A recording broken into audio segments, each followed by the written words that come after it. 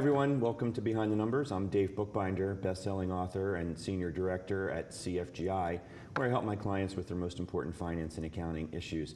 Welcome to Behind the Numbers. This is the show where we dig deeper to understand what really matters most in business. I was reading recently that it would take a normal person approximately 181 million years to download all the data from the internet today. So today we're going to be talking about data management and data analytics with my guest Gary Melling, who's the Chief Executive Officer of Acquired Insight. Gary, welcome to Behind the Numbers. Thanks, Dave. Great to be here. All the way from Toronto, Canada. Thank you for joining us. My pleasure. Gary, I always ask my guests to just start out by introducing themselves and their firm briefly, and then we'll jump in. So if you would, please. Sure. Thank you. Yes, I'm CEO of Acquired Insights, co-founder. I co-founded it with my partner, Tracy Fiebert. We basically are a strategic management consulting and systems aggregation firm specializing in artificial intelligence, machine learning, predictive analytics, and some additional other technologies, really depending on what the client's interests are. So, for example, humanoid robotics, chatbots, avatars, and so on. Great. We work primarily in financial services, and we've been moving most recently very aggressively into healthcare. And we're going to talk about a bunch of those things, but I want to start our conversation by sharing another little factoid that I uncovered. I've seen this several places on the internet, including on your website, that 90% of all the data in the world has been created within the last 2 years. And roughly 90% of that data is unstructured. And it seems to me, as a layman with respect to data management, that business professionals and individuals in general need to make better decisions with data, and I imagine it has to be something that's a little more structured. Can you talk about that? Sure, thanks. Well, corporations, especially over the last 25, 30 years, maybe a little bit longer, but more or less, have been focusing on structured data. Structured data comes through some traditional means, for example, enterprise resource planning systems, ERP systems. We saw a massive influx of ERP implementations prior to Y2K, for those of us that were in the business world back then. Structured data is very useful. However, basically, in order to use structured data, typically it requires the operator initiate a query. And there's a tremendous amount of computational work that can be done behind the scenes.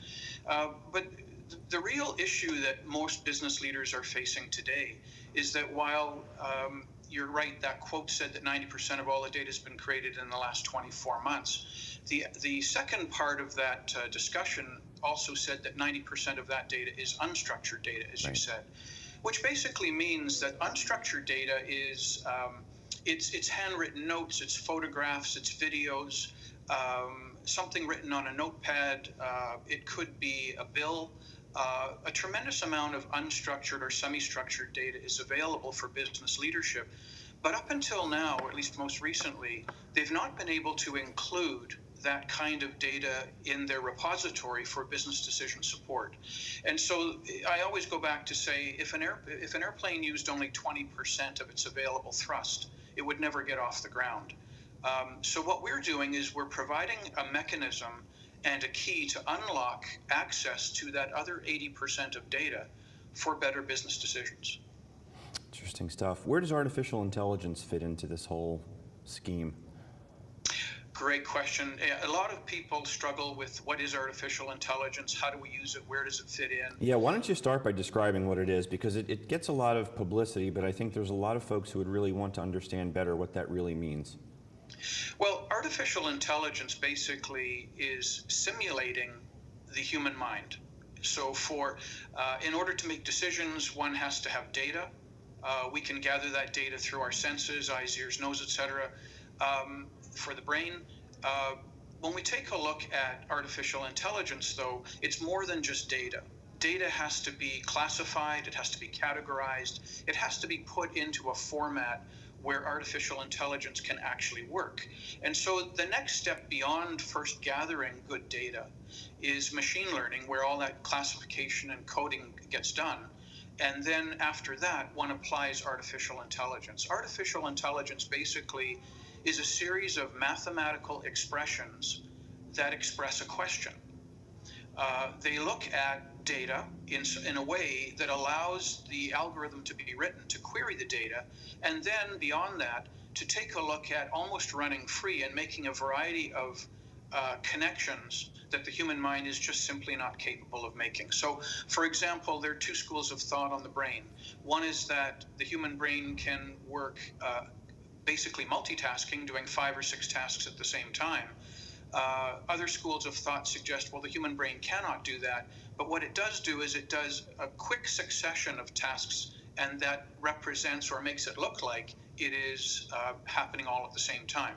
By contrast and comparison, computers are not working in 5 or 6 tasks at a time, but millions, hundreds of millions, and in some cases billions of decisions all at the same time. So this isn't just for what we'll call repetitive tasks. This involves something that's deeper when you talk about machine learning.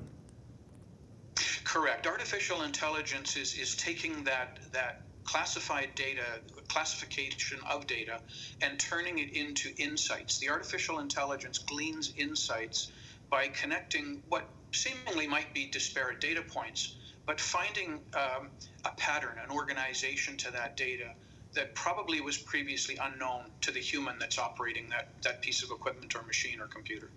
Yeah, at the beginning of the program, you mentioned a couple of industry verticals that you're working with. Are there, in addition to those, I imagine, are there additional industries that really lend themselves well to artificial intelligence applications? Yes, we've seen, first of all, artificial intelligence has been around for about 50, 60 years, but it really hasn't been commercialized and gone mainstream until about, let's say, for argument's sake, about 5 years ago. Some of the industries that have really blossomed with access to artificial intelligence are things like telematics, industrial Internet of Things.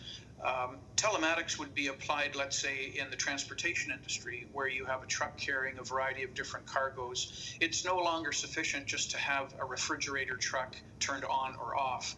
There are all kinds of technologies that are monitoring tire pressure, video cams looking at the driver, looking at geopositioning, looking at all the various aspects of the driver and the experience the driver's having in the vehicle, as well as the vehicle itself. We're seeing a real take-up in oil and gas, in healthcare. Think of a piece of equipment that's operating remotely. It might take a technician a 3-hour helicopter ride to get to a remote site. And maybe they're going there to service a piece of equipment that traditionally has a service warranty saying it must be serviced every 6 months. Yet artificial intelligence, by monitoring the piece of equipment over time, may actually conclude that this piece of equipment, this specific piece of equipment, doesn't really need to be serviced for 10 months or 12 months. So companies are finding very creative ways to lower their capital equipment costs, their operational costs, by using artificial intelligence to work within experiential data that's accurate, it's complete. They can use the machine learning and they can use the artificial intelligence to compare, let's say, what they're actually observing with a piece of equipment to the service manuals and the contracts that have been signed with the providers to ensure that that equipment is performing optimally. Yeah, one of the big concerns that I see a lot with regard to artificial intelligence is this idea of disruption of the workforce. Do people need to fear AI, Gary? I really don't think so. I think, first of all, the transition from working without artificial intelligence to now embracing it and hopefully making it ubiquitous in everything we do. I really don't think that concern needs to be there. And the reason for that is that before we get to a stage where there's wholesale swapping out of humans for machines and computers and artificial intelligence, and there will certainly be some industries that are more aggressive and progressive than others. But I think the first real major leap is going to be for artificial intelligence to complement and work with humans in a work environment. So it's not a wholesale 1 or 0. I think there's going to be a large transition period, more of a wide gray line instead of a black and white line. Okay. Gary, for the folks who are watching and listening and want to learn more about you, your company, how they can work with you, what's the best way for them to reach you? I'm on LinkedIn, Gary L. Melling. I'm from a contact position through phones and the internet. Our website is www.ainc.cloud. We have a 1-800 number, 1-800-627-4151. And of course, if someone really has something pressing and they need to reach me on my direct office line, they can call me at 905-634-4357. That's great, thank you. Just want to kind of finish up the area of AI here in the few remaining minutes that we have left in this first segment, maybe 4 minutes or so to go here, and ask you to look into your crystal ball and tell us, what does the future of AI and machine learning look like? Where do you envision applications emerging? I think an area that we're very passionate about is healthcare. I know we've come up through financial services, fintech, and for me, one of the things I constantly do is look for a higher purpose to everything we do. So, for example, even though we've been working in the financial services sector for about 15 years through our network of partners, the financial services work that we do, I position as something we're doing to help families, to help individuals make better use of the funds they do have either available to them or accessible through, let's say, a financial services institution. Previously, there may be people who didn't qualify for loans or mortgages or whatever, and a lot of it was somebody with a clipboard, writing some notes and capturing elements of their own experience and applying it in a particular situation. I think that artificial intelligence, we're seeing more and more through robo-underwriters and working with a lot of the financial data that's currently available in a very highly regulated industry. It has the promise of making people or allowing people to be more accessible to funds that can really make critical impacts in their lives. A family moving, let's say, into a new home, something like that. Healthcare is probably the other area that will see magnificent strides. Everything from what we're calling precision medicine, taking a look at a holistic perspective of an individual. We as humans are as unique as our fingerprints. The technology allows medical data and information to be analyzed through machine learning and artificial intelligence, taking into account blood type and human genome mapping and lifestyle and all kinds of things, and creating an awareness for that individual of what they're likely to encounter on their life journey with respect to healthcare. And more specifically, what can be done to improve the quality of their life by making some changes here and there along the way to extend their life while maximizing the quality of their life. Yeah, and I think for the folks back in the production room, I think this is a really good spot to take our commercial break. Gary, don't go anywhere. We're going to have to pay a few bills here at this end, and we'll be right back. We're talking about data management and data analytics with Gary Melling, and we'll be right back after this quick commercial break. Boardwalks built for fun. Legendary rock and roll clubs. This is how we do it. Hippity hop. Casinos by the ocean. Hippity hop. Now that's New Jersey. 130 miles of beautiful beaches. Solid rock. And everything in between. Look in the window. Now that's New Jersey. Burlington County College. Is now Rowan College of Burlington County. Still the same great faculty. At a community college ranked top 50 in the nation. Basically, we earn more and pay less. RCBC students are accepted at Rowan University after graduation. And get a bachelor's degree for around $30,000. Online and Mount Laurel students get a 15% Rowan University tuition discount. And have many scholarship opportunities. So you earn more and pay even less. Rowan College of Burlington County. Your path to success. They are the greatest fighting force the world has ever seen.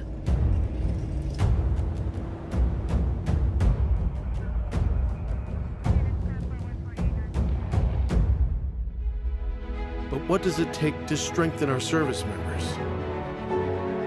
What does it take to let them know that we stand behind them, wherever they are? What does it take to bridge the distance and keep them connected to family, home, and country? And what does it take to prepare them for their future when their service to the nation is complete? What does it take to strengthen our service members so they can be the greatest force for good in the world? It takes a force. Be a force behind the forces. Share a message today at force.uso.org. I want to be a contender. I want a warm belly to sleep on. A big house. How do I look? Do I look good? I want to play hard. My nails done once a month. I want a home. I just want a home. I want someone to love. Last year, more than 30,000 companion animals came to us without homes. 20,000 of them were felines. Let's make some homes together. Add us on social media to watch bloopers, behind-the-scenes footage, previews, and more.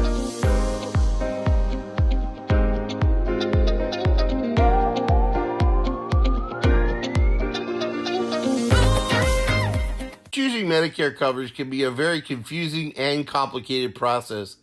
Help is just a phone call away, 856-226-4800. As a licensed insurance agent, I'll assist you in making an informed and confident decision on a Medicare plan that meets your needs, lifestyle, and budget. Call me today for a free, no obligation Medicare benefits. Here we go. All right, everyone, welcome back to Behind the Numbers. I'm Dave Bookbinder, and today we're talking about data management and data analytics with Gary Melling, who's the Chief Executive Officer of Acquired Insights. And before the break, Gary, you were talking about a couple of things. One, an industry vertical of healthcare, and you started to mention about doing things for a higher purpose. And I'd like you to share a story that you shared with me when we were having our prep conversation about a higher purpose watershed moment, I think is what you described it with regard to a cancer center. Are you able to share that with our audience? Yes, I'd love to, Dave. Thanks. I think that part of being a business leader is to hopefully impart some sense of leadership and drive with your work team. And I always look for that higher purpose. And along the way of my 40-plus year career, I've looked for those watershed moments.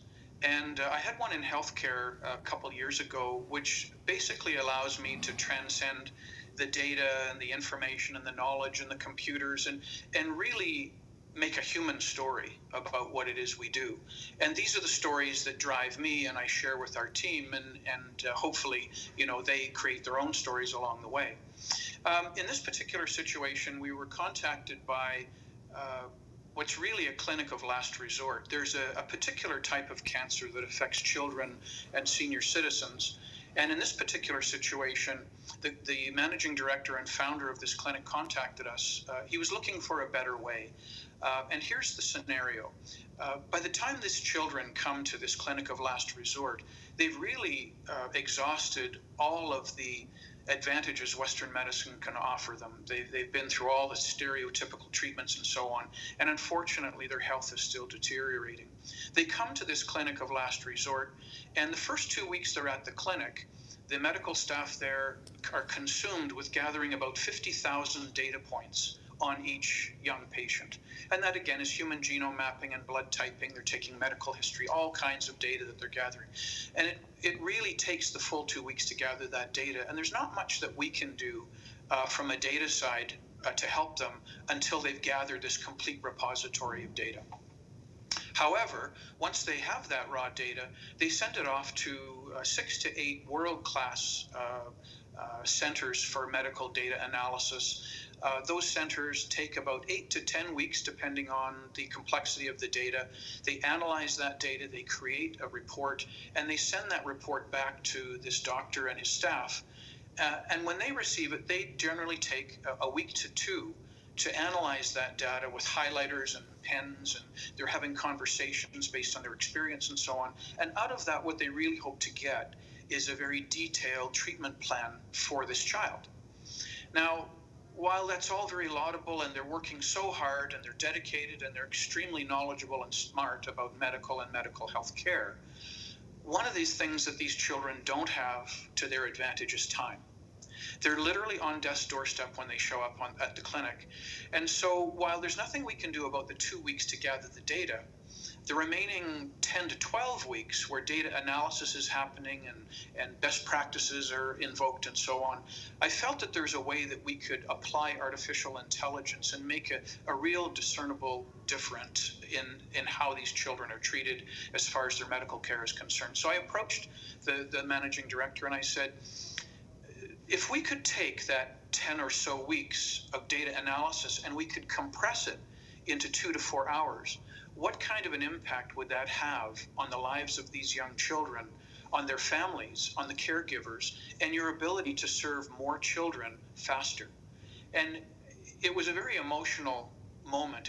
For me, it was one of those what I call watershed moments, because yes, you have to have good technology and you have to know about data and analysis and all kinds of things. But what really resonated with me, why this was a watershed moment, is I could take all of the gobbledygook that we do in technology and I could make it relevant and look in a child's eyes and say, I think we can help you. And so for me, in sharing this story with our team, it really became a very powerful message, which we started to subscribe to anytime we took on any other kind of project. Let's look for the higher purpose. We want to solve some of the world's biggest problems, whether that's in this particular situation, these children with cancer, whether it's working, making more financial funds available to families, whether it's helping them planning their future, their financial future. There are all kinds of things that we can do. Health and safety, taking a look at removing a human from a physically dangerous situation, let's say in a high-risk environment. It could be on an oil rig. It could be first responders. So we look for the higher purpose, and fundamentally, yes, we have to have great technology. But since it's behind the numbers, what resonates with me is how do we identify and what is that story that's going to resonate with all of us so we can absolutely give the best of what we're capable of giving, because there's a human connection to what it is we're doing. It's not just a faceless client. It's not just data. There are real lives at stake here. Yeah, and that's such a great story, and I thank you so much for sharing that. That had such a tremendous resonance with me when you shared that with me.